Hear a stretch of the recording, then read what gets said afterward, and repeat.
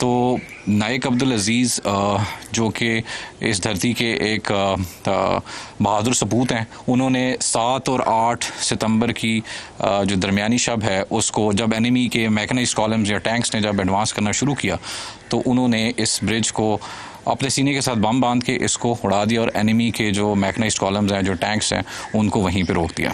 अपने सीने पे बम बांध और अपने सीने पे बम बांध के जहाँ से उनके टैंक गुजर रहे थे उन्होंने उस ब्रिज को ही तोड़ दिया। जी बिल्कुल, इस ब्रिज को डिमोलिश कर दिया गया।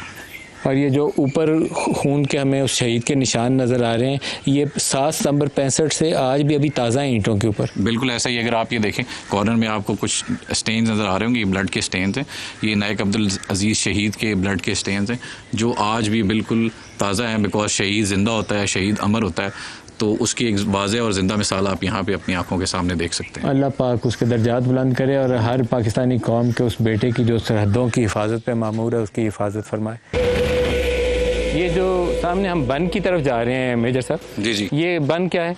ये बेसिकली इस BOP का प्रोटेक्टिव बंद है और ये BOP के चारों तरफ बनाया जाता है। इन केस अगर एनिमी किसी किस्म की हॉस्टिलिटीज़ ब्रेक करते हुए आगे आने की कोशिश करता है तो इसको यहाँ से इस बंद के पीछे से आड़ में रहते हुए एंगेज किया जा सकता है। ये हमारा इलाका? जी, ये हमारा। मैं इसके ऊपर चढ़ूँ? यस प्लीज़, आइए आइए।